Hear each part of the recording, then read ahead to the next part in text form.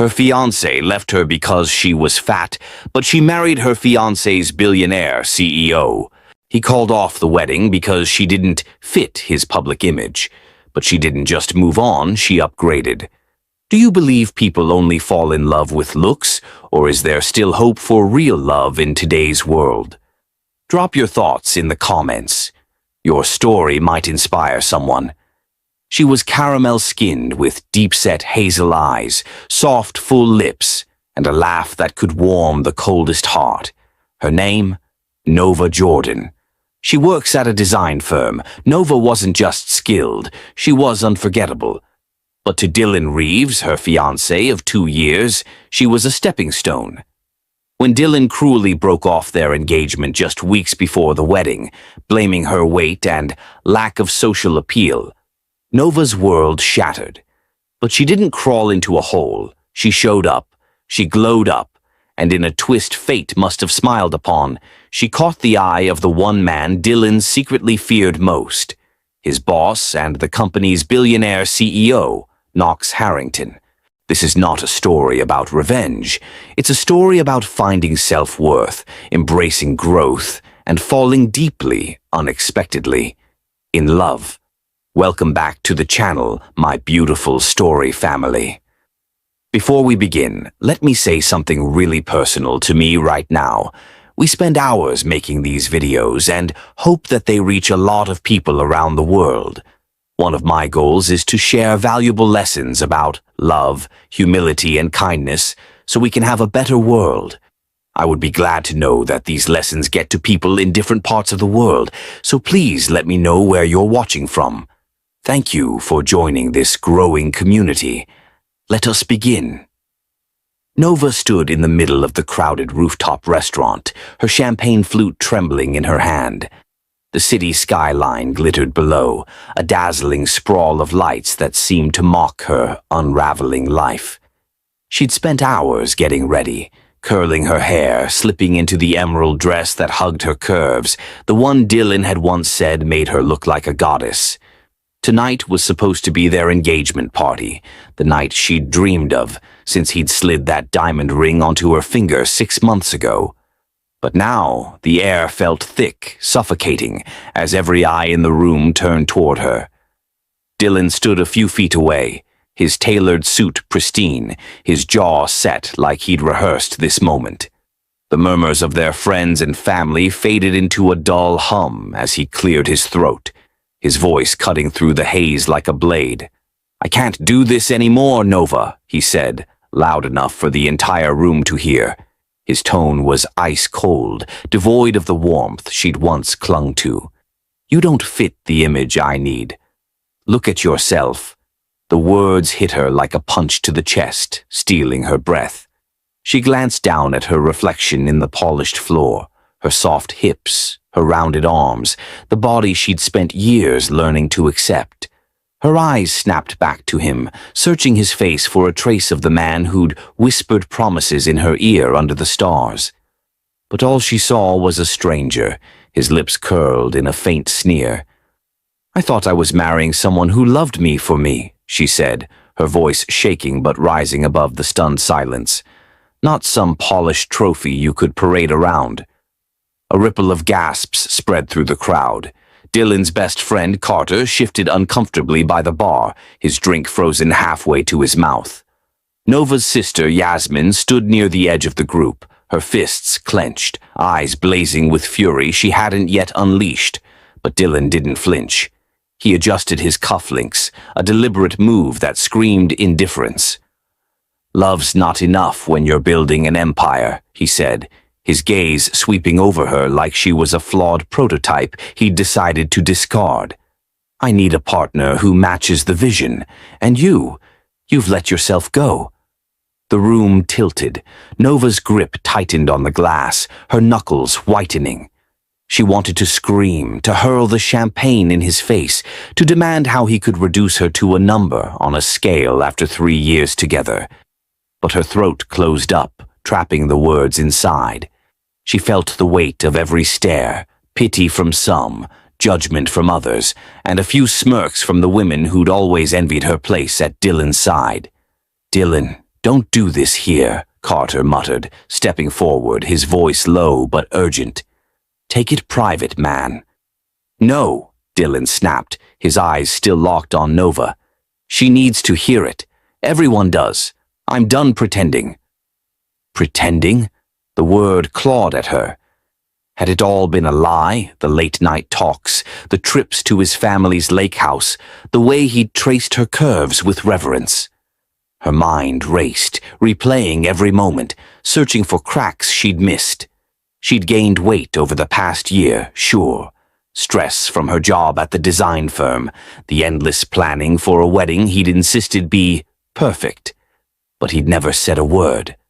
Not until now, when he'd chosen the most public stage to shred her apart. Yasmin pushed through the crowd, her heels clicking against the floor like gunfire. "You're a coward," she spat, planting herself between Nova and Dylan. "You don't get to humiliate her like this and walk away clean." Dylan barely glanced at her. "Stay out of it, Yasmin. This isn't your fight."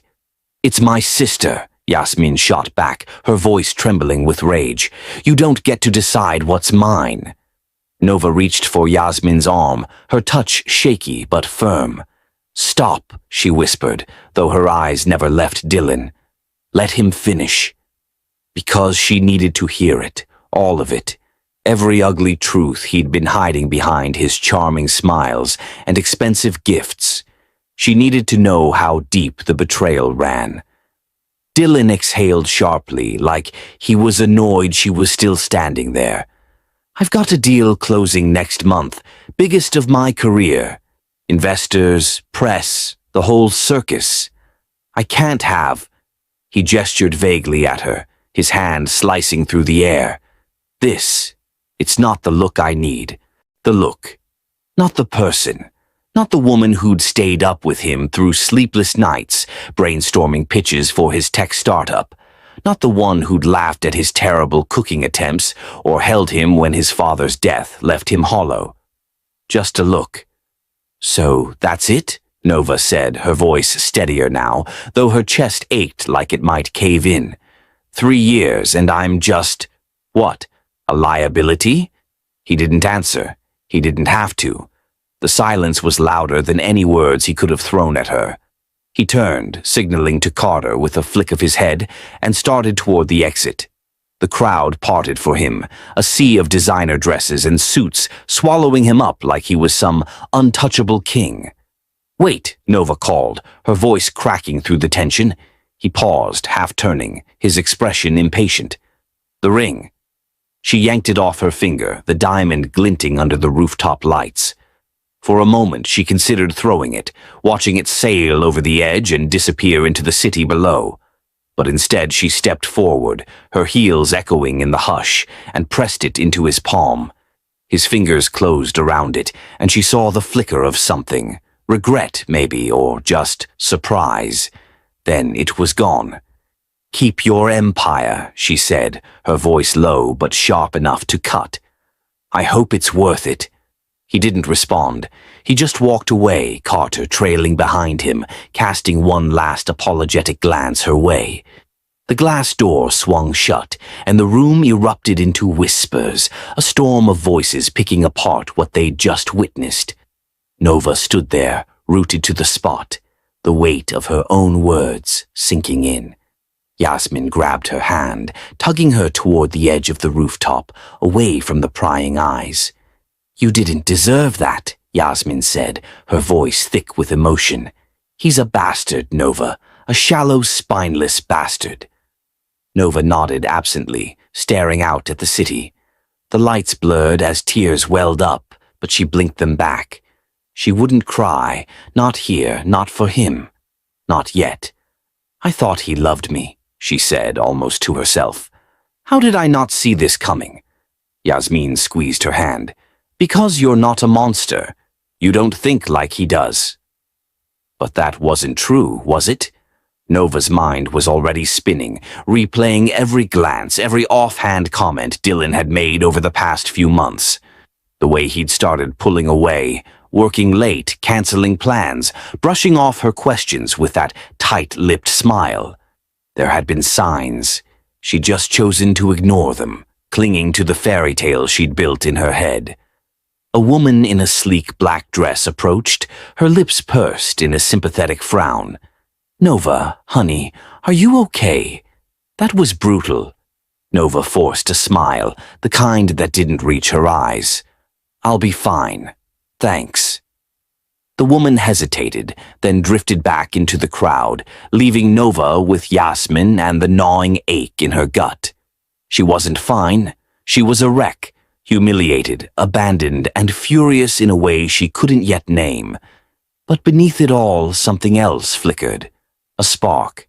A question. What now?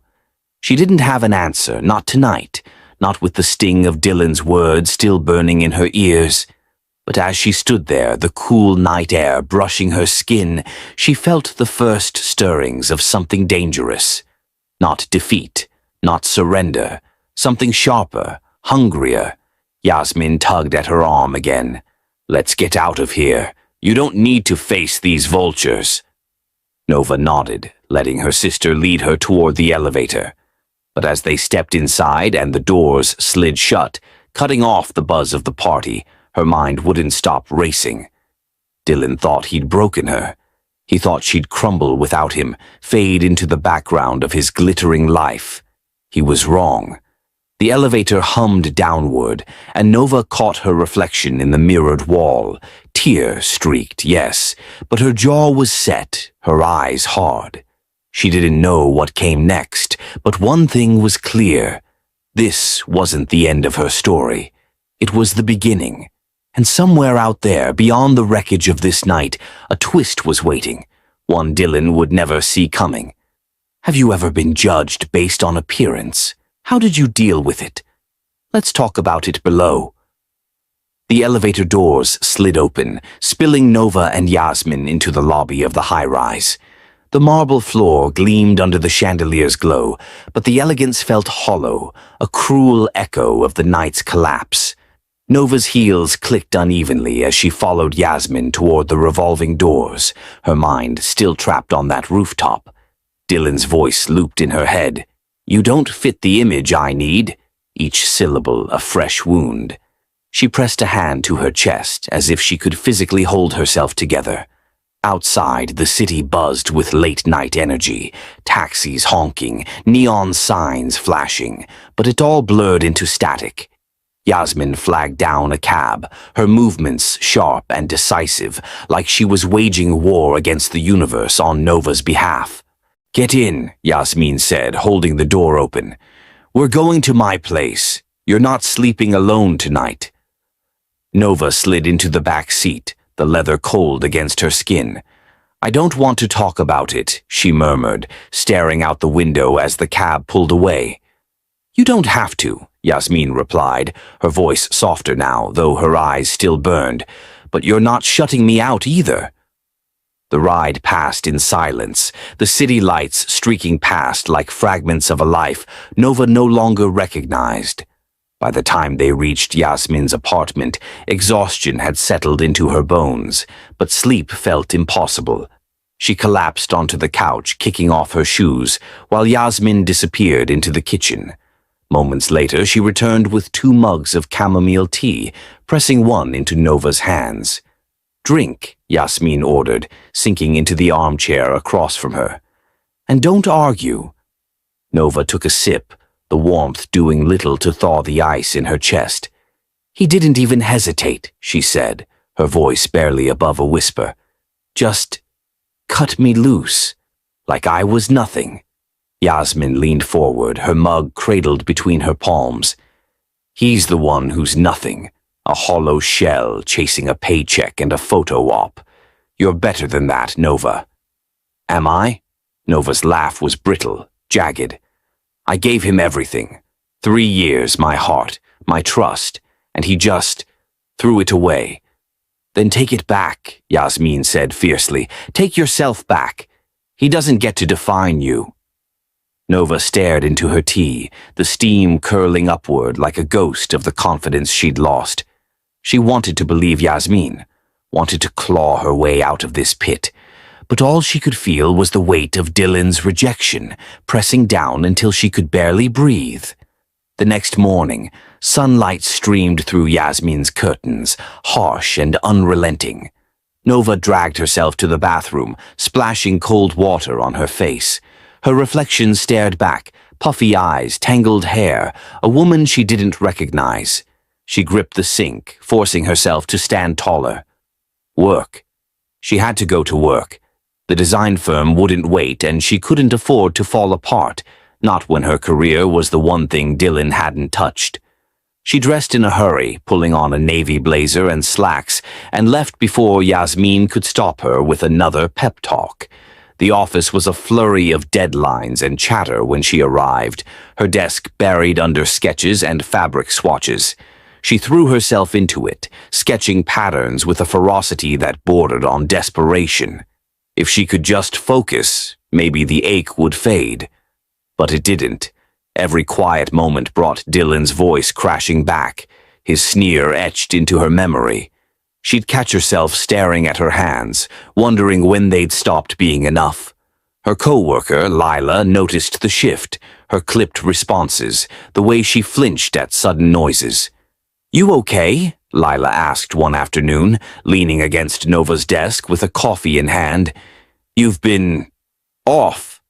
Nova forced a smile, the muscles in her face protesting. "Just tired. Big project." Lila didn't buy it, but she didn't push. "Well, don't burn out. We need you for that leadership retreat next week." The retreat. Nova had forgotten about it, a mandatory getaway hosted by the firm's elusive CEO. She'd been dreading the forced bonding, but now it felt like a lifeline, a chance to escape the city, the memories, the suffocating pity in everyone's eyes. Yasmin cornered her that night, arms crossed as Nova packed a suitcase. "You sure you're up for this? You don't have to pretend you're fine." "I'm not pretending," Nova lied, folding a sweater with more force than necessary. "I need to keep moving. Work's all I've got left." Yasmin's expression softened. "It's not all you've got. You've got me, and you've got you. Don't forget that. Heal, Nova. Grow. Don't let him steal that too." Nova paused, Yasmin's words sinking in. Healing sounded impossible, but growth? Maybe. She zipped the suitcase shut, a flicker of resolve igniting beneath the pain. "I'll try," she said, meeting her sister's gaze. "That's all I can promise." The retreat was held at a sprawling lodge nestled in the mountains, all glass walls and cedar beams. Nova arrived with the rest of the team, her breath catching at the crisp air and endless sky. It was beautiful, a stark contrast to the chaos she'd left behind. She threw herself into the workshops, scribbling notes on leadership strategies and team dynamics, anything to keep her mind occupied. But the hurt lingered, a quiet ache she couldn't shake. On the second night, a formal dinner was held in the lodge's grand hall. Nova sat at a round table near the back, picking at her salmon, when a shadow fell across her plate. She looked up, startled, to find a man settling into the chair beside her. He was tall, broad-shouldered, with dark hair swept back and eyes that seemed to see straight through her. Knox Sterling, the CEO. She'd seen his face in company emails, cold, commanding, untouchable, but never this close. He didn't smile, didn't offer small talk. He just watched her, his fork poised over his plate like he was dissecting her instead of the food. The table fell silent, the others too intimidated to break the tension. "You're the only one who hasn't asked me for a raise or a favor," he said at last, his voice low and smooth, edged with something she couldn't place. "I like that." Nova blinked, caught off guard. "I didn't know we were allowed to ask." A faint smirk tugged at his lips, gone as quickly as it appeared. "Most don't wait for permission." She studied him, her pulse quickening. There was no warmth in his demeanor, just a calculated curiosity that made her feel exposed. "Maybe I don't want anything from you," she said, surprised by her own boldness. Knox raised an eyebrow, leaning back in his chair. Everyone wants something. You're just better at hiding it. The words stung, too close to Dylan's betrayal for comfort. She set her fork down, her appetite gone. Not everyone's playing a game. Aren't they? He countered, his gaze unwavering. You're here, aren't you? Fighting to prove something. To someone. Her breath hitched. How could he know? She hadn't told anyone about Dylan, not here. But Knox's eyes held a quiet intensity, like he'd already mapped out her scars. She opened her mouth to argue, then stopped. He wasn't wrong. She was fighting, to reclaim herself, to bury the humiliation. But admitting it to him, this stranger with a billionaire's arrogance, felt like handing over a piece of her soul. I'm here to do my job, she said finally, her voice steady despite the storm inside. That's all. Knox tilted his head, considering her. We'll see. He turned back to his meal, the conversation over as abruptly as it began. The table resumed its chatter, but Nova's mind raced. Who was he to judge her? And why did she care? She pushed her plate away, the encounter leaving her unsettled. There was something about him, his detachment, his piercing scrutiny, that rattled her in a way Dylan never had. Later, as she stood on the lodge's balcony overlooking the moonlit valley, Yasmin's words echoed back. Heal. Grow. Knox's challenge lingered too. Everyone wants something. Did she? She'd come here to escape, to rebuild, but now she wasn't sure what she was chasing. The night air bit at her skin and she wrapped her arms around herself, a shiver running through her. Below, she caught a glimpse of Knox stepping outside, a phone pressed to his ear. His voice was too low to hear, but his posture was tense, commanding. He glanced up, his eyes locking with hers for a fleeting moment before he turned away, disappearing into the shadows. Nova's stomach twisted. She didn't trust him, his wealth, his power, the way he saw through her defenses. But she couldn't deny the pull, the nagging sense that this encounter wasn't random. Something was shifting, a thread she couldn't yet grasp. And as she stood there, alone under the vast sky, she realized the question wasn't just what she wanted. It was what Knox saw in her, and what he might do with it. Nova lingered on the balcony, the mountain air sharp against her skin as Knox vanished into the shadows below. His brief glance upward clung to her thoughts like a splinter, unsettling, deliberate, impossible to ignore. She gripped the railing, her breath fogging in the cool night. What was he after? She didn't trust the way he dissected her with a few words, peeling back layers she hadn't even shown her closest friends. And yet, a part of her, a reckless, curious part, wanted to know why he'd bothered. The retreat blurred by after that. Workshops, team exercises, forced laughter over coffee, all of it felt distant, overshadowed by that fleeting exchange. She caught glimpses of Knox throughout, always at the edges, barking orders into his phone, scribbling notes during presentations, his presence a quiet command that bent the room around him. He didn't speak to her again, but she felt his gaze more than once, a weight that made her skin prickle. Back in the city, Nova threw herself into routine. The design firm buzzed with deadlines, and she buried her pain in fabric swatches and late-night sketches.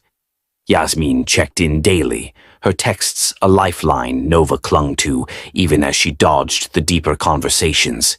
"You're stronger than you think," Yasmin wrote one night, and Nova stared at the words until her eyes blurred, wanting to believe them. But Dylan's betrayal still haunted her. She'd see his face in strangers on the subway, hear his voice in the hum of the office printer. She'd blocked his number, deleted his photos, but the humiliation clung like damp cloth. Work became her shield, each completed project a brick in the wall she built around herself. Then, one Tuesday morning, everything shifted. She was hunched over her desk, tweaking a layout for a client's spring collection, when a shadow fell across her screen. She looked up, expecting Lila or a courier. Instead, Knox Sterling stood there, hands in his pockets, his dark eyes scanning her workspace with that same unreadable intensity from the retreat. "Morning," he said, his voice low, cutting through the office din like a blade through silk. Nova straightened, her pen freezing mid-stroke. "Mr. Sterling, I didn't know you. Visited the design floor." "I don't," he replied, stepping closer. He picked up one of her sketches, a flowing dress in muted gold, and studied it, his fingers tracing the lines she'd labored over. "This is good, better than good." Her pulse quickened, a mix of pride and unease. "Thank you. It's for the Harper account." He set the sketch down, his gaze locking onto hers. "You've got an eye for detail. Most people here just churn out what sells. You're different." The compliment landed awkwardly, too personal for the sterile office air. She shifted in her chair, unsure how to respond. "I just try to see what others don't." Knox's lips twitched, not quite a smile. "That's why I'm here." Before she could ask what he meant, he pulled a chair from a nearby desk and sat, uninvited but utterly at ease. The team around her went quiet, their typing slowing as they stole glances at the CEO slumming it on their floor. "I'm working on something," he said, leaning forward, elbows on his knees. "A project, off the books for now. I need someone who thinks beyond the obvious. You in?" Nova blinked, her mind racing. "I don't even know what it is." "You will," he said, his tone clipped but laced with a challenge. "Say yes, and we'll talk details tomorrow. My office, 9 sharp." He didn't wait for an answer.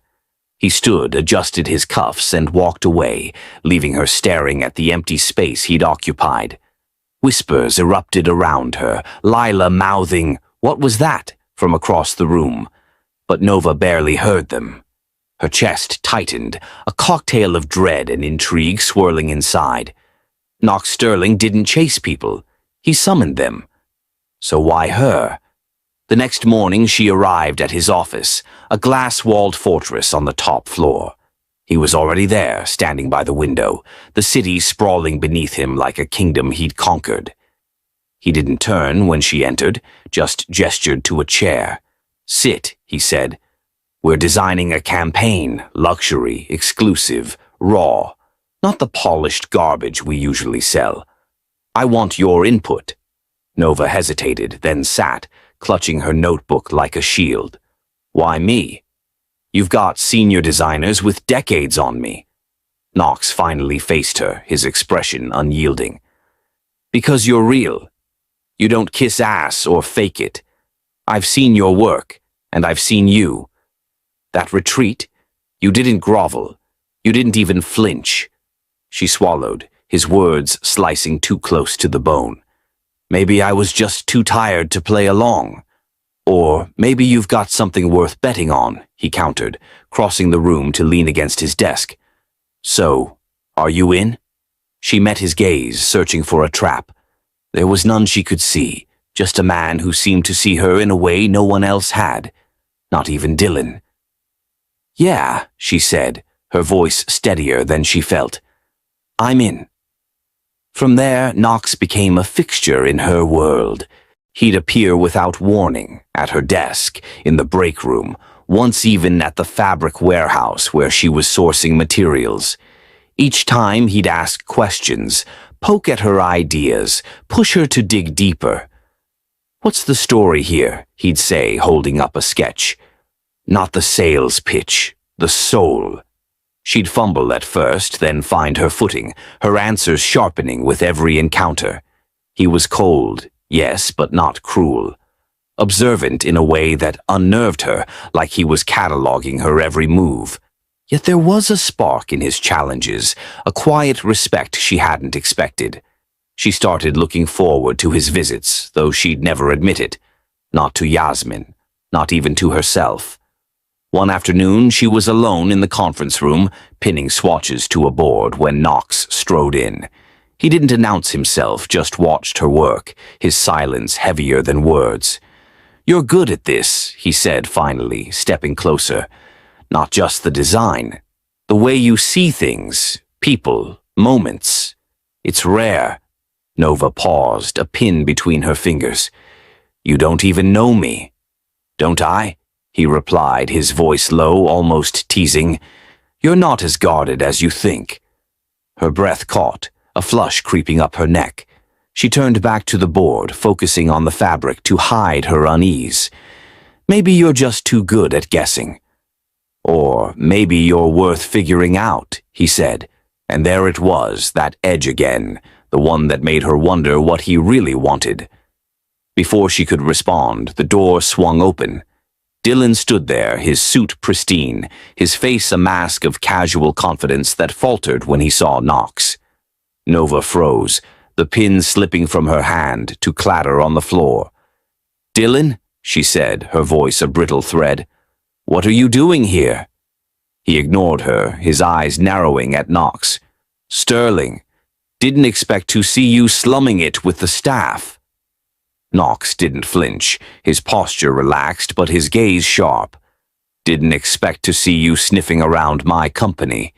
What's your play, Reed? Dylan's jaw tightened, a flicker of jealousy breaking through his cool facade. Just checking on an old investment. Nova and I go way back. Back's where you left her, Knox said, his tone flat but cutting. She's moved on. Nova's heart pounded, caught between the two men. One who'd discarded her, one who seemed to see her too clearly. Dylan's gaze slid to her, lingering on her curves, her face like he was reassessing what he'd thrown away. You're looking different, he said, his voice laced with something she couldn't name, regret maybe, or just spite. Working late with the boss now. Working, she snapped, stepping forward, her anger flaring. Something you wouldn't understand. Dylan smirked, but it didn't reach his eyes. Sure. Just don't get too comfortable. Knox doesn't keep people around long. Funny, Knox said, moving to stand beside Nova, his presence a quiet wall. I was about to say the same about you. The air crackled thick with unspoken history and new stakes. Dylan lingered a moment longer, then turned on his heel and left, the door slamming shut behind him. Nova exhaled, her hands trembling as she bent to retrieve the fallen pin. You okay? Knox asked, his voice softer now, though his eyes still held that piercing edge. Yeah, she lied, straightening. He's just a ghost I can't shake. Knox studied her, then nodded. Ghosts fade. You're stronger than he thinks. She wanted to believe him, but Dylan's sudden reappearance gnawed at her. Why now? Was it jealousy or something more? And Knox, his interest, his quiet defense. Was it strategy or something real? She didn't know, but as he returned to the swatches, brushing her arm as he passed, she felt the ground shift beneath her. The game had changed, and she wasn't sure whose move came next. Nova stood in the conference room, the pin still trembling in her hand as Dylan's footsteps faded down the hall. The door's slam echoed, a punctuation mark to the chaos he'd left behind. Knox lingered beside her, his presence steady but inscrutable, the faint brush of his arm against hers lingering like a question she couldn't answer. She turned to the swatches, forcing her focus back to the fabric, but her mind churned. Dylan's smirk, his barbed words, the jealousy flickering in his eyes. What was he doing here, in her space, after months of silence? Knox broke the quiet, his voice low and deliberate. He's not worth the headspace. You know that, right? She glanced at him, his dark eyes locked on her with that unnerving clarity. I'm trying to, she said, her voice tighter than she intended. But he's got a way of sticking around, like a stain you can't scrub out. Knox's lips twitched, a rare hint of amusement. Then overwrite him. He didn't press, just stepped back, giving her room to breathe. Finish this up. We'll review tomorrow. Then he was gone, leaving her alone with the hum of the overhead lights and the storm in her chest. The next few days blurred into a rhythm. Knox's unexpected visits, her growing confidence in their project, the quiet thrill of his approval. He'd lean over her sketches, challenging her choices, but there was a respect in his tone she hadn't expected from a man who ruled an empire. She caught herself watching him too, his sharp jaw, the way his hands moved with precision, the rare moments his guard slipped. It wasn't attraction, not exactly. It was something deeper, a pull she couldn't name. But Dylan's shadow loomed. She'd spot him in the lobby one morning, chatting with a junior exec, his laugh too loud, too forced. Another day, he lingered by the elevator as she stepped out, his eyes tracking her with a hunger that made her skin crawl. He didn't approach, not yet, but his presence was a taunt, a reminder of the life he'd shredded. Friday came, and Nova stayed late, tweaking a mock-up in the empty office. The city glittered beyond the windows, a restless pulse against the quiet. She was lost in her work when the door creaked open. She looked up, expecting Knox. Instead, Dylan stood there, his tie loosened, a bottle of scotch in one hand and 2 glasses in the other. "Thought you might need a drink," he said, stepping inside without invitation.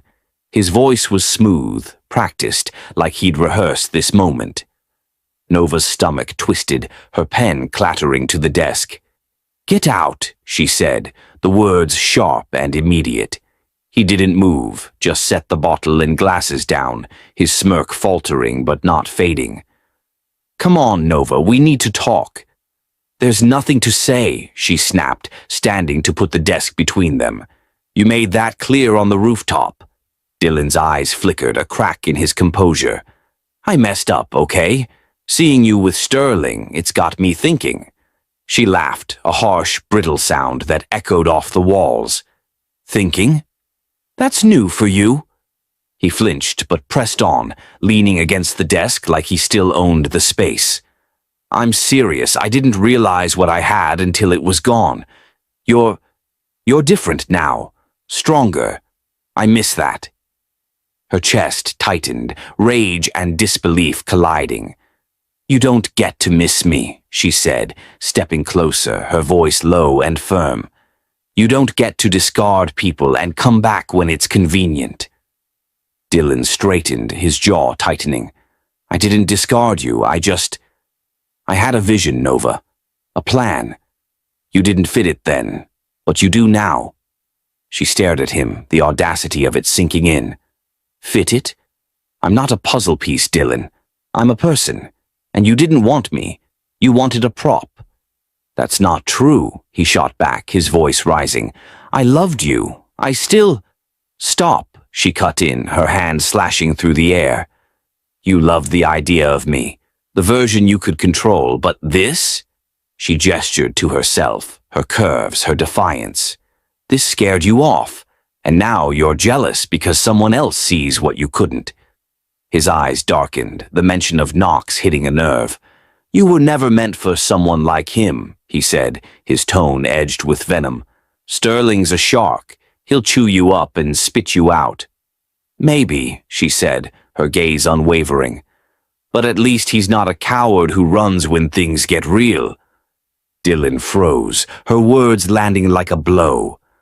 For a moment he looked small, smaller than she'd ever seen him, stripped of his polished armor. Then he recovered, his smirk sliding back into place, though it didn't reach his eyes. "You're making a mistake," he said, grabbing the scotch and glasses. "You'll see." He turned and walked out, the door swinging shut behind him. Nova sank into her chair, her hands shaking as adrenaline drained away. She'd shut him down. Finally, fully. But the victory felt hollow. His regret was real, she could see it, but it wasn't about her. It was about losing, about Knox winning a game she hadn't even known they were playing. The office was silent now, save for the hum of the city beyond. She stared at her mock-up, the lines blurring as her mind raced. Dylan's return wasn't closure, it was a crack, a fault line threatening to pull her back into his orbit. And Knox, what was he to her? A mentor, a spark, or just another man with an agenda? Footsteps broke her reverie. She tensed, half expecting Dylan again, but it was Knox who stepped through the door, his coat slung over one arm.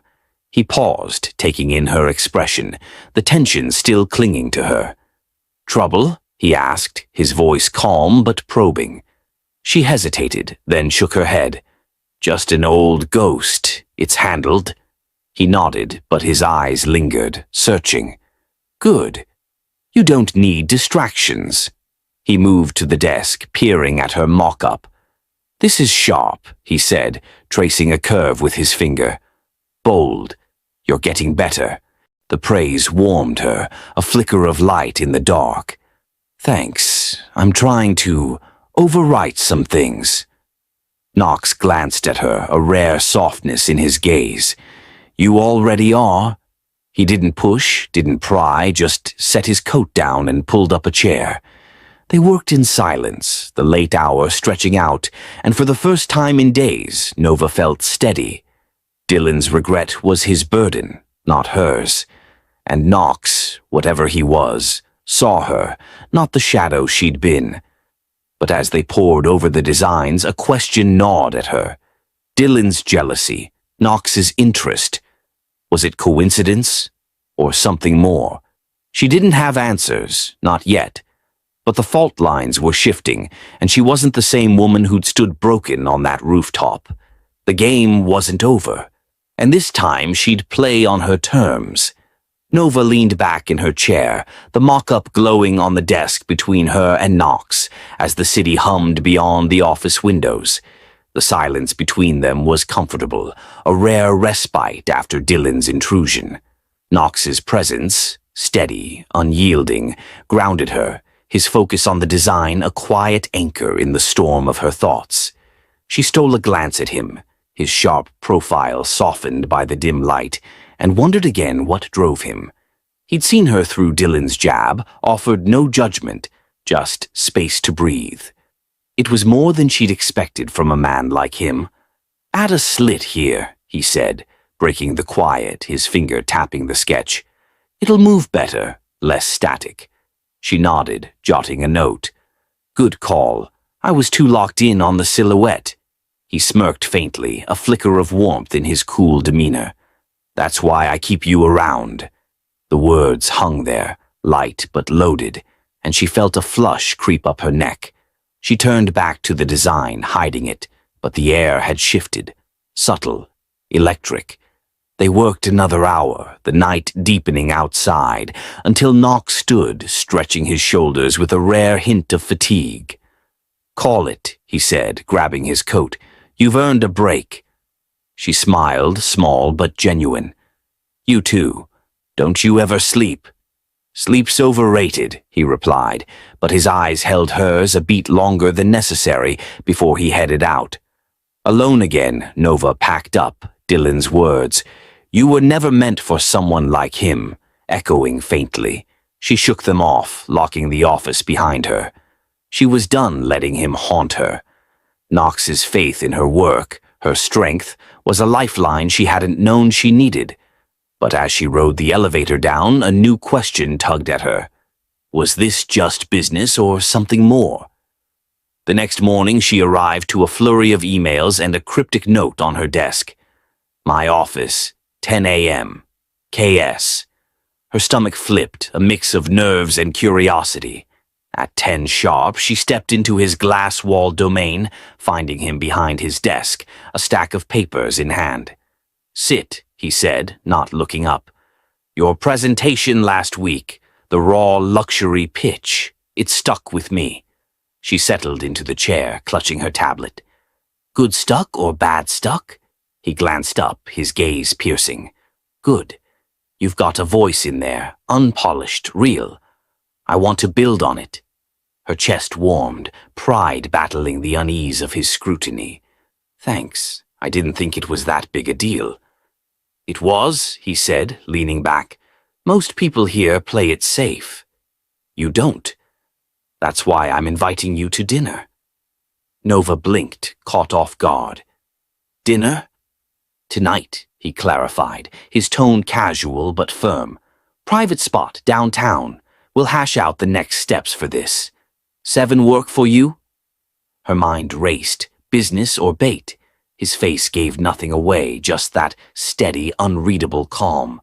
"Yeah," she said, her voice steadier than she felt. "7's fine." "Good."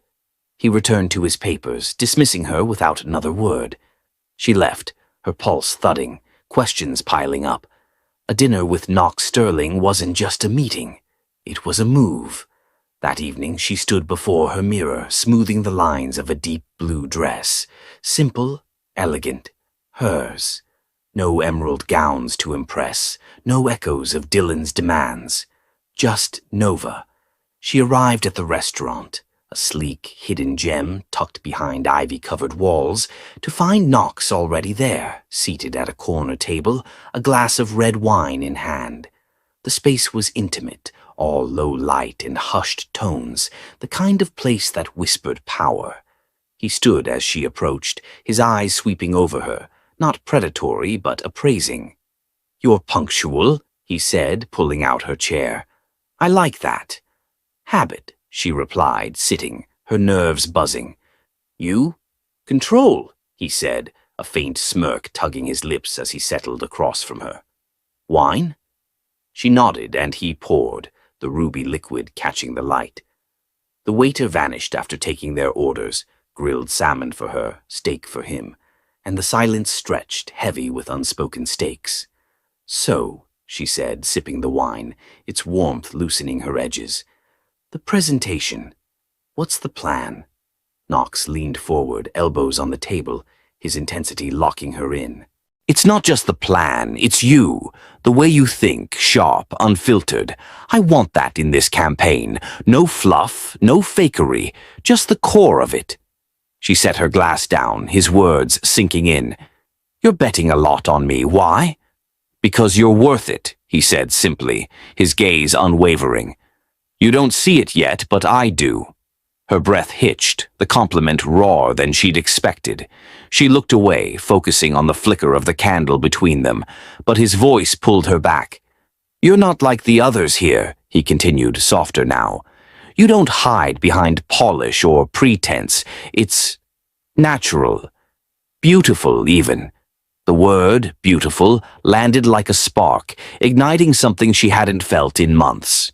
She met his eyes, searching for a catch, but found only that quiet, piercing clarity. "You don't strike me as the type to throw compliments around," she said, her tone teasing but cautious. "I'm not," he replied, leaning back, a faint smile playing at his lips. "I say what I mean, always." The air thickened, charged with a current she couldn't ignore. Their food arrived, breaking the moment, and they slipped into easier talk. Design, ambition, the campaign's edges, but beneath it something built.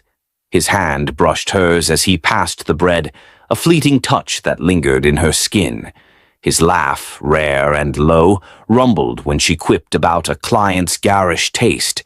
And his eyes, God, those eyes, held hers too long, too deep, peeling back layers she'd buried. "You're good at this," he said later, over coffee, the restaurant emptying around them. "Not just the work, the way you carry yourself. It's compelling." She smiled, small but real. "You're not so bad yourself. For a CEO, anyway." He chuckled, a sound that warmed her more than the wine. High praise. They lingered, the conversation drifting from business to fragments of their lives, his late nights, her love of sketching in the rain. She caught herself laughing, relaxing, the weight of Dylan's betrayal fading in the glow of this strange, unexpected night. Knox watched her, not with the cold calculation she'd first seen, but with something softer, hungrier. As they stepped outside, the city air cool against her flushed cheeks, he paused by the curb. "This wasn't just about the presentation," he admitted, his voice low, unguarded. "I wanted to see you, outside the office, the real you." Her heart stuttered, caught between thrill and doubt. "And what do you see?" He stepped closer, close enough to feel his warmth. "Someone who doesn't need to prove anything." but does anyway. She held his gaze, the world narrowing to this moment, the ivy rustling, the distant hum of traffic, the pull between them. "Careful, Knox," she said, her voice steady despite the rush. "I might start thinking you're human." He smirked, but his eyes softened. "Maybe I am. Around you." A car pulled up, his driver, and he opened the door for her. "Get home safe," he said, his hand brushing her arm as she slid inside. "We'll talk soon." The door closed and the car pulled away, leaving her staring at his silhouette through the tinted glass. Her mind spun. Chemistry, yes, but questions too. Was this real or a play in his billionaire game? Dylan's warning echoed faintly. "He'll chew you up," but Knox's words drowned it out.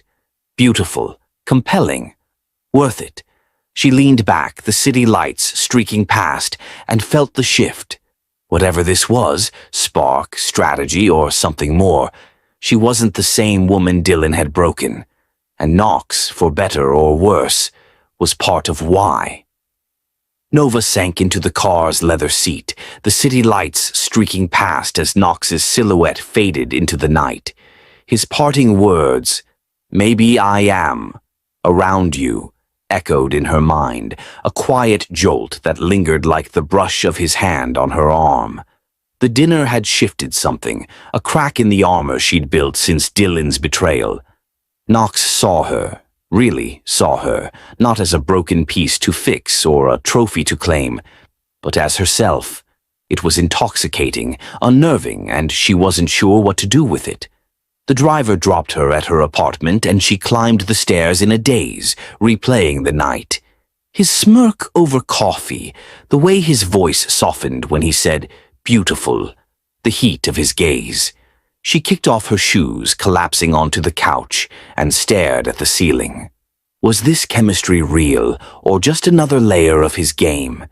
She'd caught the hunger in his eyes, but Knox Sterling wasn't a man who stumbled into vulnerability. Every move he made felt deliberate, except tonight when the edges of his control had frayed.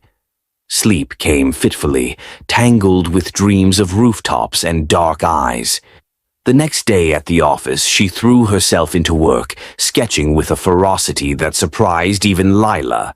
Knox didn't appear, no desk visits, no cryptic notes, and the absence gnawed at her. Had she misread him? By Friday, the silence stretched too thin, and she found herself lingering late, tweaking a layout she'd already perfected. Her phone buzzed, Yasmin checking in. "You alive?" the text read. Nova smiled, typing back, "Barely." Long story. She'd tell her about the dinner later, when she could untangle it herself. A shadow fell across her desk. She looked up, heart tripping, to find Knox standing there, coatless, sleeves rolled to his elbows. His hair was slightly mussed, a rare crack in his polished exterior. "Thought you'd be here," he said, his voice low, carrying that familiar edge. "Burning the midnight oil again?" "Habit," she replied, setting her pen down. "You?" He didn't answer, just pulled up a chair and sat, his gaze sweeping her cluttered desk. "That dinner," he started, then paused like he was choosing his words. "It wasn't just about the campaign." She leaned back, crossing her arms. "You said that already." "What's the rest?" He exhaled, a sharp sound, and for the first time she saw something raw flicker across his face, something unguarded. "I don't do this," he said, gesturing vaguely between them. "Open up. But you're different." Her pulse quickened, curiosity warring with caution. "Different how?" Knox leaned forward, elbows on his knees, his eyes locking hers in a grip she couldn't break. "I learned a long time ago to measure people by how they handle silence, not how loud they shine. Most can't stand it, fill it with noise, flash anything to avoid the truth. You don't. You sit with it. Own it." Nova's breath caught, his words slicing through her defenses. "So you noticed my silence?" He nodded, a faint smirk tugging his lips. Hard not to. It's louder than most people's screams. She stared at him, the weight of his scrutiny sinking in. He wasn't just talking about her work, her designs. This was personal, a thread pulled from somewhere deeper. Why does that matter to you? She asked, her voice steady despite the storm inside. He hesitated, then leaned back, his gaze drifting to the window where the city glowed restless and bright. Because I've been burned by the loud ones. Years ago, Fiancé, she was all glitter, all charm. Everyone loved her. I thought I did too. Nova's chest tightened, sensing the shift. What happened? She left, he said, his tone flat but laced with an old ache. Publicly. Dragged me through the mud at some gala. Said I was too focused, too cold, not enough for her. Then she ran off with a hedge fund guy who flashed more cash and fewer hours. Left me standing there, the room gawking, while she laughed her way out.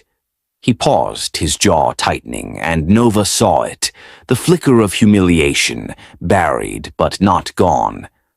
I was younger, dumber. Thought love was about the show. Took me too long to figure out she was just superficiality wrapped in a pretty dress. After that, I swore I'd never waste time on anyone who couldn't stand the quiet. The confession hung there, raw and unguarded, a piece of Knox she hadn't expected. She swallowed, her mind racing to connect it to the man before her, the billionaire, the enigma, the one who'd seen her when she'd felt invisible. So you hate the shallow stuff, she said, piecing it together. The polish, the pretense. He nodded, his eyes snapping back to hers. Hate it. It's why I keep pushing you. You're not that. You're real. The word landed like a spark, echoing his compliment from the dinner. Beautiful, compelling, real. Her throat tightened, emotions swelling she couldn't name. I didn't think anyone noticed, she admitted, her voice softer now. Not after everything. Dylan, he said, not a question, and she flinched, the name a trigger she couldn't dodge. Yeah, she murmured, looking down at her hands. He made me feel like silence was a flaw, like I wasn't enough because I didn't shout. Knox's gaze hardened, but not at her. He's an idiot. Silence isn't weakness, it's strength, knowing who you are without needing the world to clap for it. He couldn't handle that. I can. Her eyes flicked up, meeting his, and there it was again. That pull, stronger now, laced with a shared wound. You're not what I expected, she said, a half smile tugging her lips. For a CEO, anyway. He chuckled, low and warm. You're not what I expected either. For anyone. The air shifted, thick with something new. Trust, maybe, or the edge of it. He stood, stepping closer to her desk, and picked up one of her sketches, studying it like it held answers. This, he said, tapping the paper. It's you. No noise, just truth. That's what I want in this campaign. And out of it. She rose, drawn by his words, and stood beside him, their shoulders nearly brushing. And what's out of it mean? He turned, his face inches from hers, his voice dropping. Whatever you want it to. I'm not here to push, just to see. Her heart thudded, the closeness dizzying. She saw the man behind the mask now, the one who'd been broken too, who'd rebuilt himself in silence. And he saw her. The real her, not the shell Dylan had left behind. It was terrifying, exhilarating, a trigger unlocking something she'd buried. I don't know what I want, she admitted, her voice barely above a whisper. Not yet. He nodded, no judgment, just understanding. Take your time. I'm not going anywhere. He set the sketch down, his hand lingering near hers, and for a moment she thought he might close the gap. But he stepped back, grabbing his coat. Get some rest, he said, his smirk returning. You've earned it. He left, the door clicking shut, and Nova sank back into her chair, her mind spinning. Knox's past, his hate for the superficial, his faith in her, it wove into her own scars. Dylan's rejection, her quiet fight to rise. The triggers were there, but so was the spark, and it burned brighter now. She stared at the sketch, her reflection faint in the window beyond. Someone saw her, really saw her, when no one else had. And as the city pulsed outside, she felt the shift. This wasn't just about healing anymore, it was about claiming what came next, on her terms. Have you ever felt someone saw the real you when no one else did? Share your experience below. Nova sat at her desk, the sketch still resting where Knox had left it, his words, "I'm not going anywhere," ringing in her ears. The office was silent now, the hum of the city a distant pulse beyond the glass. She traced the lines of her design, her fingers lingering where his had been, and felt the weight of the night settle into her. His confession, his fiancé's betrayal, his disdain for the superficial, had cracked something open, a mirror to her own wounds. Dylan had crushed her for not fitting his mold. Knox saw her silence as strength. The contrast burned, a quiet fire she couldn't extinguish. She packed up slowly, her mind tangled in the push and pull of it all. Knox's trust, his closeness, it was a lifeline, but it came with questions. What did he want from her, really? And what did she want from him? She locked the office and headed home, the cool night air biting at her skin as she replayed his smirk, his steady gaze. Sleep came easier this time, though her dreams were restless. Shadows of rooftops, Knox's voice, Dylan's sneer weaving in and out. The next morning she arrived at the firm with a renewed edge, diving into her work with a focus that startled Lila. "You're on fire today," her co-worker said, peering over her shoulder at a bold new sketch. Nova just smiled, the spark from Knox's faith fueling her. He didn't appear that day, but his presence lingered in the project notes he'd emailed, sharp, precise, pushing her to dig deeper. She thrived on it, the quiet rhythm of their collaboration steadying her. By midweek, she was in the break room, pouring coffee, when her phone buzzed. An unknown number. She frowned, opening the text, and her stomach dropped. A photo stared back. Her, years ago, heavier, softer, caught mid-laugh at a beach party. Her hair was wild, her swimsuit bright, her smile unguarded. Another text followed. "Remember this?" "I do. Wonder what Sterling would think." Dylan. Her hands shook, the coffee sloshing as she set the mug down. She'd deleted those photos, scrubbed them from her life after he'd mocked her weight gain. How did he have this? And why now? A third message pinged. "Meet me. 6 p.m., old spot. Or these go public." Her breath hitched, panic clawing at her chest. The old spot. A dive bar they'd frequented early in their relationship, a place she'd once loved. She could see his game, humiliate her again, drag her back into his orbit, use her past to break her present. She gripped the counter, forcing herself to breathe. Number. She wouldn't let him win. She didn't tell Yasmin. Her sister would storm in, fists flying, and make it worse. She didn't tell Knox either, not yet. This was hers to face. At 6, she walked into the bar, the familiar scent of stale beer and fried food hitting her like a memory she'd rather forget. Dylan sat in a corner booth, nursing a whiskey, his smirk sharp as ever. "You came," he said, leaning back, his eyes raking over her. "Didn't think you would." "What do you want?" she demanded, standing stiffly, refusing to sit.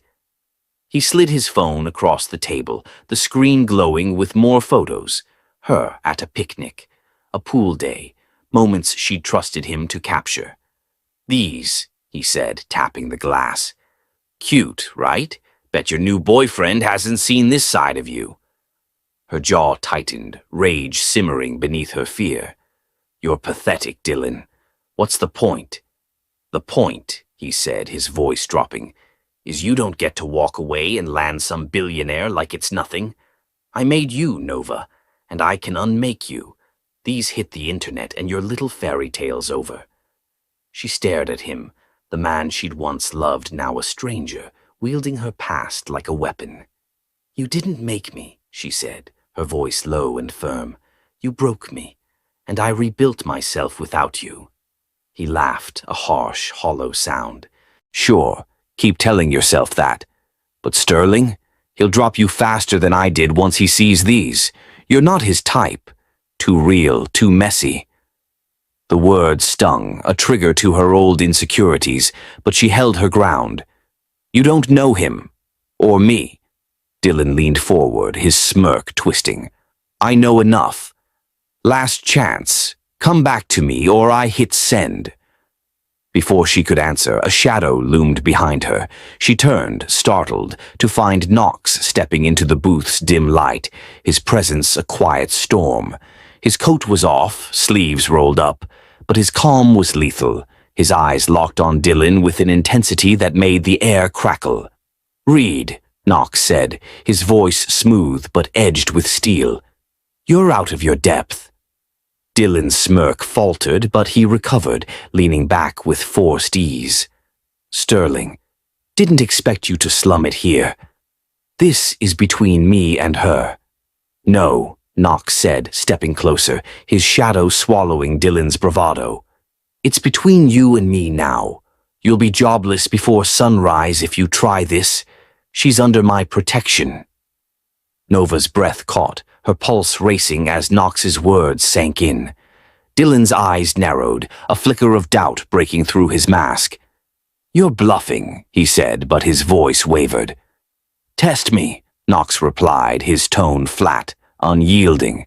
"I've got calls queued up. Your investors, your board, your little startup's lifeline. One word and it's ash. Delete the photos. Now." Dylan hesitated, his fingers hovering over his phone, then swiped at the screen, his jaw tight. "Done," he muttered, shoving the device into his pocket. "You're both delusional if you think this lasts." Knox didn't flinch. "Walk away, Reed. You're done here." Dylan stood, his glare shifting between them, then stormed out, the door banging shut behind him. Nova exhaled, her knees weak, but she stayed upright, Knox's presence a steady wall beside her. "You didn't have to do that," she said, turning to him, her voice shaky but grateful. "Yeah, I did," he replied, his gaze softening as it met hers. "He doesn't get to touch you, not your past, not your present, not while I'm around." She swallowed, the weight of his protection sinking in. "How did you know I was here?" "Saw you leave," he said, shrugging faintly. "Looked off. Followed my gut."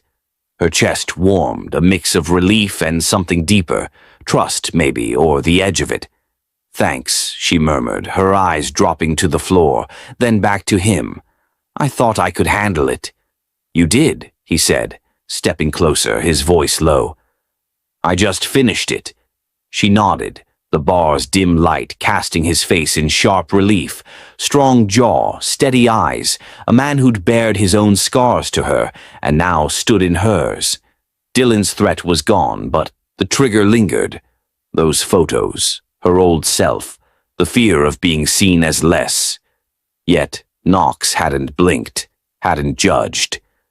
"You're not what he thinks," Knox said, reading her silence. "Or what you think he made you. You're more." She met his gaze, the fire from their last talk flaring again. "And you're not what I thought either." He smirked, a flicker of warmth breaking his calm. "Good. Keeps things interesting." They stepped outside, the night air cool against her flushed skin, and he walked her to her car, his hand brushing hers as they paused. "Get home safe," he said, his voice soft but firm. "We'll talk tomorrow." She nodded, sliding into the driver's seat, and watched him walk away, his silhouette sharp against the city glow. Dylan's threat was dust, but the stakes had risen.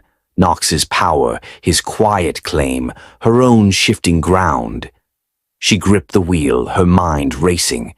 This wasn't just about protection. It was about what came next and who she'd be when it did. Nova drove home through the city's restless glow, her hands steady on the wheel despite the tremor in her chest.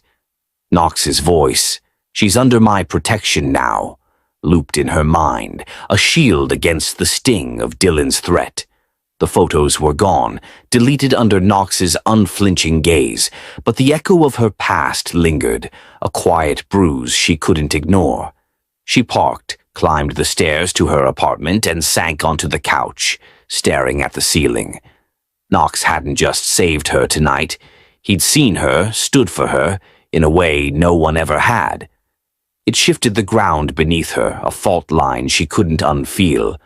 The next day at the office, he found her at her desk, his presence quieter than usual, his coat slung over his arm. "You good?" he asked, his eyes searching hers with that piercing clarity. "Yeah," she said, managing a small smile. "Better anyway, thanks to you." He nodded, setting a folder down. "Good.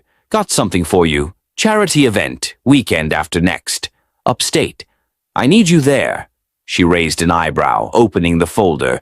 Details for a gala, black tie, raising funds for a youth arts program. "Need me for what?"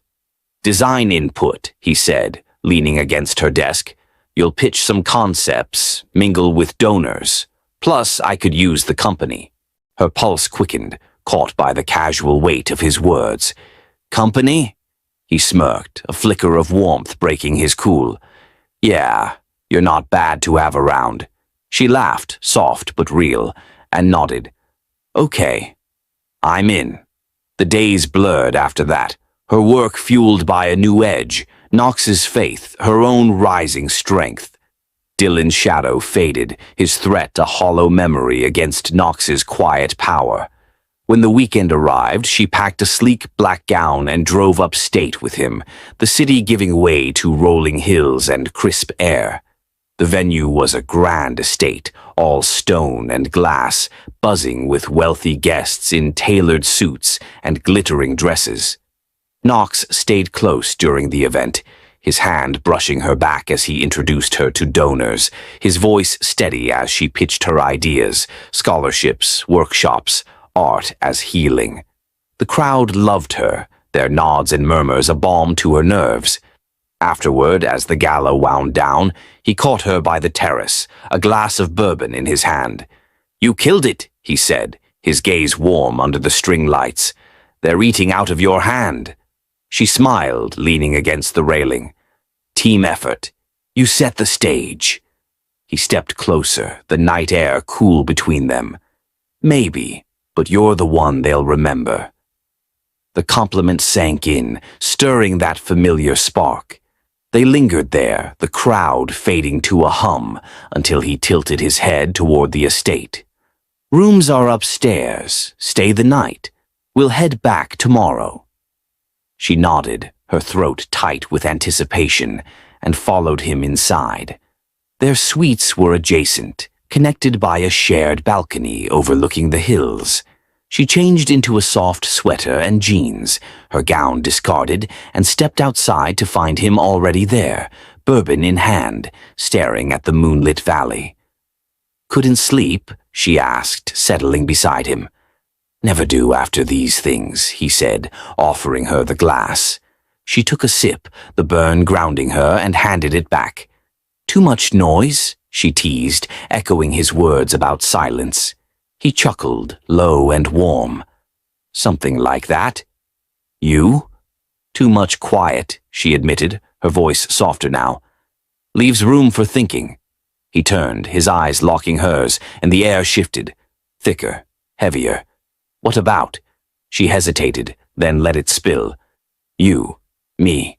How you saw me last night, when I couldn't see myself." His gaze softened, a crack in his usual steel. "I see you every time, Nova. Always have." The words hit her, raw and real, and she felt the walls she'd built, since Dylan, since the rooftop, tremble. "Why?" she asked, her voice barely above a whisper. "Why me?"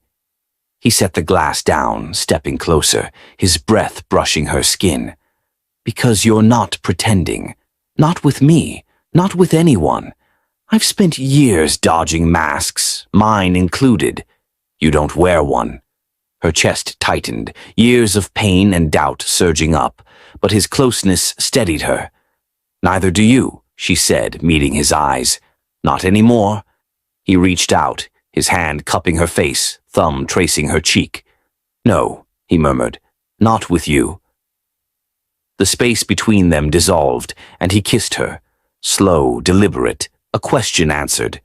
She melted into it, her hands finding his chest, the warmth of him unraveling her last defenses. They moved inside, the balcony door clicking shut, and the world narrowed to this, them. Here, now. He guided her to his room, the bed a quiet promise beneath dim light. Their clothes fell away, piece by piece, not rushed but reverent, each touch peeling back layers of hurt. His hands roamed her skin, her curves, her scars, mapping her with a care that broke her open. She traced his jaw, his shoulders, feeling the tension he'd carried for years, the weight of his own betrayal. When he entered her, it was slow, intense, a merging that went beyond flesh. Their breaths synced, ragged and real, every movement a release of Dylan's cruelty, of his fiancé's abandonment, of the silence they'd both endured. He held her gaze, his eyes dark with something deeper than desire, trust, need, a shared unraveling. She clung to him, her fingers digging into his back, letting go of the pain she'd buried, the shame she'd worn like a second skin. It wasn't just heat, it was connection, raw and unfiltered, years of guarded walls crumbling in the quiet between them. He whispered her name, a sound that anchored her, and she felt tears prick her eyes, not from sadness but from the weight of being seen, fully, finally. His lips found hers again, softer now, and they moved together, steady, deliberate, until the release came. Not a crash, but a wave, washing away the past. After, they lay tangled in the sheets, her head on his chest, his heartbeat a steady rhythm beneath her ear. His fingers traced lazy circles on her arm, and she felt the shift. Intimacy, real and unguarded, a bond forged in the quiet they both understood. You okay? He asked, his voice rough with the aftermath. She nodded, lifting her head to meet his eyes. More than okay. You? He smirked, but it softened into something real. Yeah, first time in a while.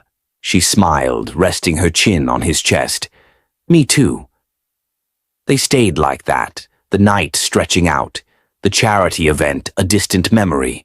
His hand found hers, lacing their fingers, and she felt the truth settle in. This wasn't just a moment. It was a beginning, fragile but fierce, built on the ruins of their pasts. Outside, the hills slept under the moon, but inside, the air hummed with what they'd shared, pain released, walls broken, a connection neither could deny. And as sleep crept in, Nova knew the stakes had changed again. Dylan was gone, his threats dust, but this, with Knox, was alive, unpredictable, and hers to claim. Nova woke to the soft rhythm of Knox's breathing, her cheek pressed against his chest, the warmth of him a quiet anchor in the morning light. The sheets tangled around them, a testament to the night they'd shared, slow, intense, a breaking of walls that left her raw but whole. She traced the lines of his arm, feeling the steady pulse beneath his skin, and marveled at the shift. This wasn't just release. It was trust, a connection forged in the silence they'd both learned to carry. His hand tightened around hers, even in sleep, and she smiled, a fragile peace settling over her. The weekend stretched out, a stolen slice of time away from the city's chaos. They lingered at the estate after the charity event, skipping the formal brunch to wander the grounds instead. He tugged her toward a wooded trail, his laugh low and unguarded as she stumbled over roots, her hand firm in his. They talked, about his late father's gruff lessons, her childhood sketching in the rain. Bits of themselves traded like treasures. By Sunday, driving back in his sleek car, the air between them hummed with something new, unspoken but real. Back at the firm, the week began with a quiet rhythm, shared glances across meeting rooms, late-night revisions at her desk with his voice in her ear, steady and sure. She caught herself smiling more, the weight of Dylan's betrayal a fading scar against the strength she'd found with Knox. He didn't push, didn't demand, just stayed, close, constant, a partner in ways she hadn't known she needed. Then Thursday hit like a storm. She was at her desk, tweaking a campaign layout, when Lila burst in, her face pale. "Nova, you need to see this, now." Lila shoved her phone under Nova's nose, a gossip site glaring back. Billionaire CEO Knox Sterling caught in steamy affair with employee. Photos followed, grainy but unmistakable, Knox pulling her close on the estate balcony, their kiss by the trail, her hand in his as they left the gala. Her stomach dropped, the coffee she'd sipped turning to acid. "How?" she whispered, scrolling, each image a punch to her gut. "Doesn't matter how," Lila said, her voice tight. "It's everywhere, Twitter, Insta, the internal Slacks blowing up. People are pissed." Nova's hands shook as she opened her laptop, the firm's email flooding with threads. Favoritism at the top. Sleeping her way up? The accusations sharp and relentless. Her chest tightened, panic clawing at her throat. This wasn't just gossip. It was a blade to Knox's empire, her career, the fragile thing they'd built. She stormed to his office, the glass walls a cruel spotlight as heads turned, whispers trailing her. He was there, standing by the window, phone pressed to his ear, his jaw set like stone. He hung up as she entered, his eyes meeting hers, calm but shadowed. "You saw," he said, not a question. "Yeah," she replied, her voice trembling despite her effort. "Knox, this is bad. They're saying you're playing favorites, that I'm some opportunist." He stepped closer, his hands in his pockets, unshaken. "Let them say it. It's noise." "Noise?" She laughed, sharp and brittle. "It's your company, your name. I won't let you destroy it for me." His gaze hardened, but not at her, just the world beyond the glass. "You think I care about that? You're the only thing that makes my name mean something." The words hit her, raw and fierce, and she faltered, caught between fear and the pull of him. "Knox, they'll tear you apart. The board, the investors, they're already circling. I saw the emails. I can't be the reason you lose everything." "You're not," he said, closing the gap, his hands finding her arms, steadying her. "This isn't on you. Someone leaked this. Someone with a grudge." Her mind flashed to Dylan, his smirk, his threat about the photos, his jealousy. "You think it's him?" "Maybe," Knox said, his voice low, controlled fury simmering beneath it. "Doesn't matter who. I'll handle it." She pulled back, shaking her head. I'll handle it. I'll resign. Step away before this gets worse." His grip tightened, not painful but firm, his eyes blazing. "You're not running. Not from this, not from me." "Knox," she started, but he cut her off, his voice dropping to a whisper. "I've lost enough to cowards who wield shame like a weapon. I won't lose you too. We face this, together." Her breath hitched, tears pricking her eyes, not from defeat, but from the weight of his resolve, his faith. She nodded, swallowing hard. "Okay, together." He pulled her into him, his arms a quiet fortress, and she clung to him, the storm outside raging on. The office buzzed beyond the glass, phones ringing, keyboards clacking, the scandals spreading like wildfire. She buried her face in his chest, breathing him in, and felt the shift. This wasn't just about photos or gossip. It was a test, a crack in their foundation, and they'd either break or build stronger. Hours later, he called a meeting. Senior staff, board members, a room thick with tension. Nova stood by his side, her chin high despite the stares. He didn't flinch, his voice steady as he addressed them. Photos leaked, he said, hands clasped behind him. Personal, irrelevant. What matters is the work, Nova's talent, her results. You've seen the numbers, the campaigns. That's what we stand on. Questions? A board member, gray-haired and stern, leaned forward. Knox, this looks bad. Favoritism, ethics. Investors are rattled. Then unrattle them, Knox shot back, his tone cold but unshaken. She's earned her place 10 times over. If you can't see that, you're blind. Murmurs rippled, but no one pushed. Nova spoke up, her voice clear despite the knot in her throat.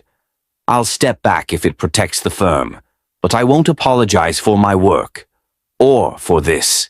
The room stilled, her defiance a quiet echo of Knox's strength.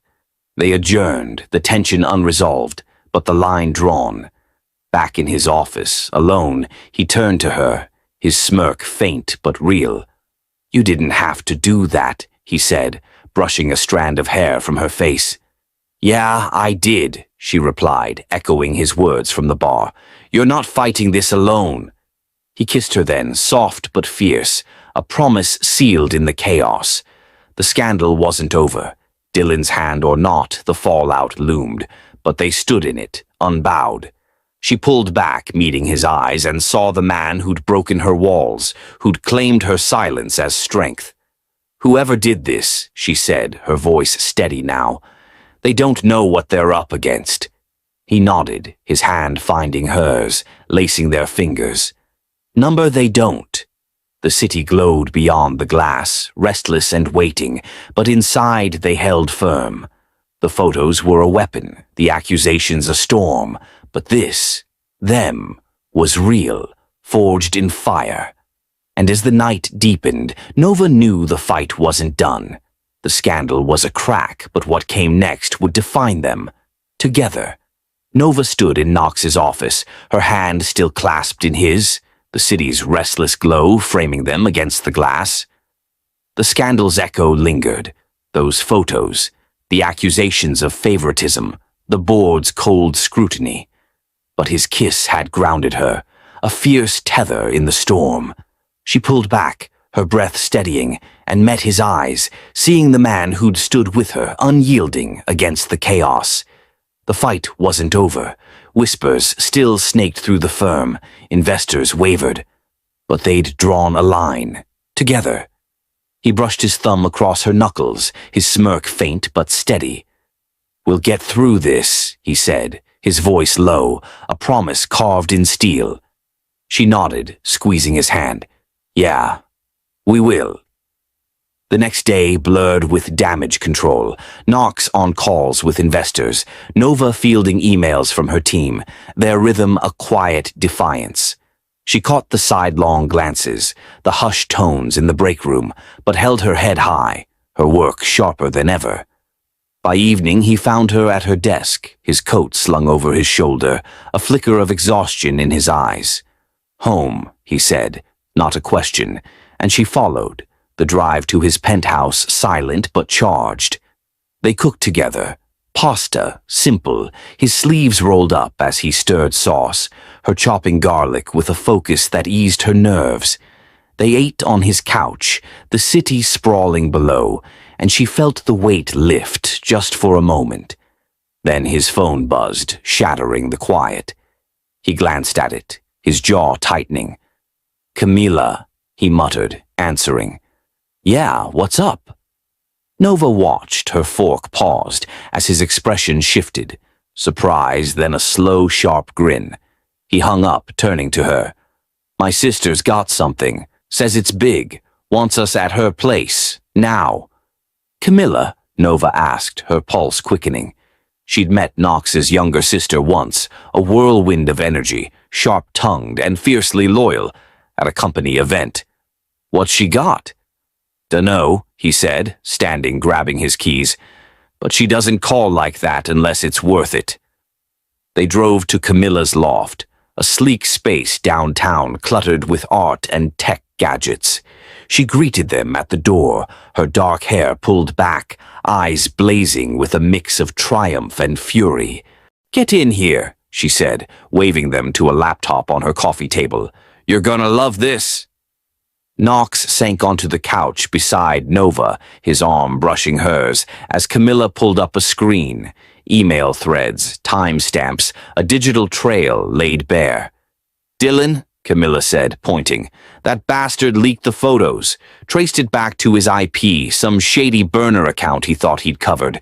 Idiot didn't count on me." Nova's stomach twisted, rage flaring hot and fast. "Him," she breathed, the pieces clicking, his jealousy, his threats, his slimy return. "I knew it." Knox's hand tightened on her knee, his voice low, lethal. "He's done." "Already halfway there," Camilla said, smirking. "I've got a contact at his startup, disgruntled VP, hates his guts. Fed me his login, his chats.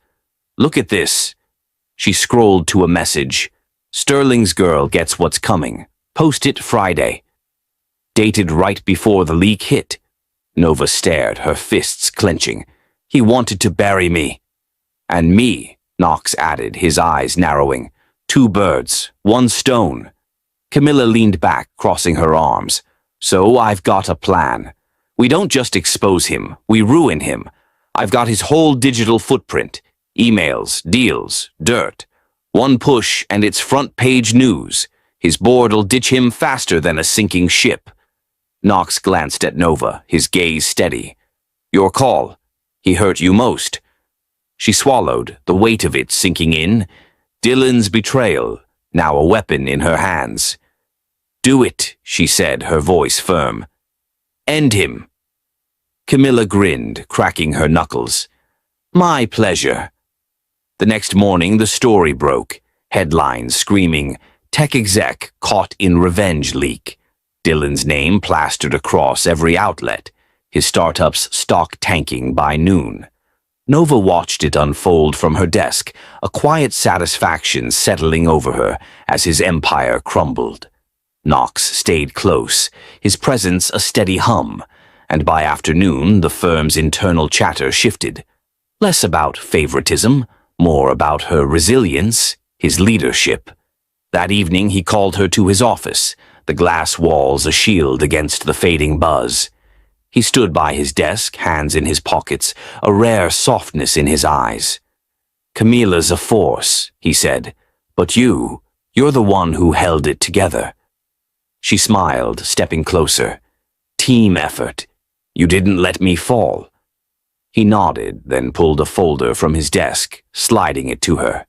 "Got something else. Open it." She did, her breath catching. A proposal, bold and new. Director of Women's Empowerment Initiative. Her eyes scanned the details. Mentorship, design programs, a platform to lift others, all under her lead. "Knox, this. Your idea," he cut in, his voice steady. "From the gala pitch. I ran it by the board today. They're in unanimous. Scandal's dust now. This is the future. You want it?" Her chest swelled, pride and purpose colliding. "Director," she said, testing the word, her voice thick. "You're serious?" "Dead serious," he replied, stepping around the desk, close enough to feel his warmth. "You've earned it, your work, your fight. Say yes." She looked up, meeting his eyes, steady, fierce, the man who'd seen her through the wreckage. "Yes," she said, a grin breaking free. "Hell yes." He smirked, pulling her into him, his lips finding hers in a kiss that sealed it, sharp, real, a promise kept.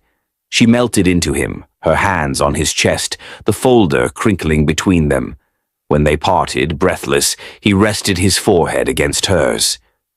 "Dylan's gone," he murmured. "This is ours now." She nodded, the weight of the past lifting, replaced by something solid.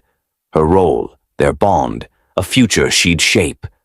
"Ours," she echoed, her voice steady, strong. They stood there, the city pulsing beyond the glass, as Camilla's plan played out. Dylan's ruin complete, Nova's rise begun. The scandal had cracked them open, but this, her new title, his quiet faith, mended it, forging something unbreakable. And as the night deepened, she knew the loops weren't closed yet. New challenges loomed, new fights, but with Knox beside her, she was ready. Nova leaned into Knox's embrace, the folder crinkling between them as their kiss lingered, a quiet seal on her new role, Director of Women's Empowerment Initiative. The office hummed beyond the glass, but in here it was just them. The city's glow framing his steady gaze, her heartbeat syncing with his. Dylan's ruin was complete, Camilla's plan a masterstroke, and this moment, her rise, their bond, felt like a victory carved from the wreckage. She pulled back, her grin wide, and he brushed a thumb across her cheek, his smirk softening into something real. "Director," he said, testing the word, his voice low and warm. "Suits you." "Feels right," she replied, stepping back to smooth the folder, her fingers tracing the title. "More than I thought it would." He nodded, slipping his hands into his pockets. "Good. You've got a week to settle in, then we're rolling it out. Big panel, press, the works." Her pulse quickened, a mix of nerves and thrill. "Never do," he said, his eyes glinting. "Not with you." The days that followed were a whirlwind, meetings with her new team, drafting plans for mentorship programs, sketching a vision that felt like her own. Knox stayed close, his input sharp but trusting, their late nights blurring work and something deeper. She caught herself laughing more, her shoulders lighter, Dylan's shadow a faint memory against the strength she'd claimed. Yasmin texted daily, "Proud of you, sis." And Camilla dropped by once, smirking over coffee. "Told you I'd bury him," she said, and Nova hugged her, grateful for the fierce ally she'd gained. By the time the panel rolled around, a high-profile event on workplace equity at a sleek downtown venue, Nova felt ready, her nerves tempered by purpose. She stood backstage, smoothing her tailored blazer, the crowd's buzz filtering through the curtain. Knox had prepped her, key points, donor names, but he'd been quieter that morning, his usual calm edged with something she couldn't place. She brushed it off, focusing on her notes, until the moderator called her name. She stepped onto the stage, the lights bright, the room packed. Executives, journalists, faces she recognized from the firm. She took her seat beside two other panelists, a tech VP and a non-profit founder, and launched into it, her voice steady as she spoke about equity, empowerment, her new initiative. The crowd leaned in, nodding, her words landing with a weight she hadn't expected. Questions came, sharp, probing, and she met them head-on, her confidence growing with every answer. Then, halfway through, a ripple moved through the audience. She paused, mid-sentence, as heads turned. Knox stepped onto the stage, his suit crisp, his stride deliberate, a mic in hand. The moderator faltered, but Knox waved her off, his eyes locked on Nova. Her heart thudded, confusion spiking. What was he doing? He stopped beside her chair, the room falling silent, every eye on him. He raised the mic, his voice clear, steady, cutting through the hush. "I'm interrupting. Sorry. Not sorry. But this can't wait." A murmur spread, but he pressed on, turning to face her fully. "Nova, you've heard me talk about silence, how it shows who people are. I've spent years measuring it, guarding it, because I got burned by the noise. Then you walked in. You didn't just handle the quiet, you made it mean something. You changed how I see the world."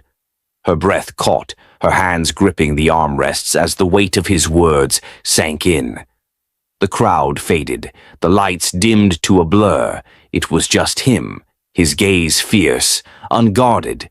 He stepped closer, dropping to one knee, and a gasp rippled through the room. Her eyes widened, a tear pricking as he pulled a small box from his pocket, flipping it open. A ring, simple, stunning, glinting under the stage lights. "Will you help me build a new one?" he said, his voice softening but firm. "With you as my wife." Time stopped. The room erupted. Cheers, gasps, a few stunned claps, but Nova barely heard it. She stared at him, the man who'd seen her through betrayal, who'd fought for her, who'd broken his own walls to meet hers. Her chest swelled, emotion crashing over her. Love, yes, but more. Trust, strength, a future she hadn't dared dream. "Yes," she said, her voice breaking but clear, rising above the noise. "Yes, Knox." He grinned, wide, real, a crack in his steel, and slid the ring onto her finger, his hand trembling just enough to show the depth of it. She stood, pulling him up, and he kissed her, deep, fierce, a claim sealed in front of everyone. The crowd roared, cameras flashing, but she clung to him, the world shrinking to this. Them, here, now. When they parted, breathless, he kept her close, his arm around her waist as the moderator scrambled to regain control. "Well," the woman laughed, "that's a first for this panel. Congratulations, you two." Nova smiled, her hand in his, the ring cool against her skin. They sat, him beside her now, unscripted, and finished the event, her voice steadier, his presence a quiet fire.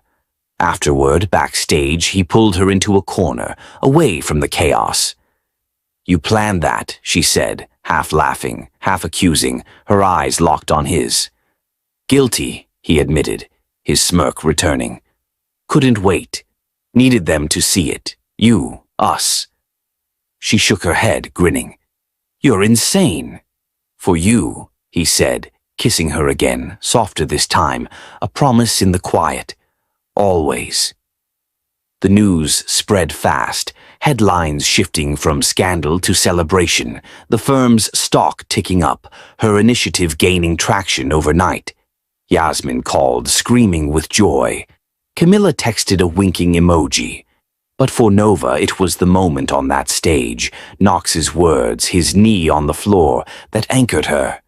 Dylan's betrayal, the photos, the pain. It was ash now, burned away by this, by him. They left the venue hand in hand, the city alive around them, and she felt the shift. Director, fiancé, a woman reclaimed. The ring glinted as they walked, a symbol of second chances, of love rebuilt from silence. And as they stepped into the night, she knew the loops weren't closed.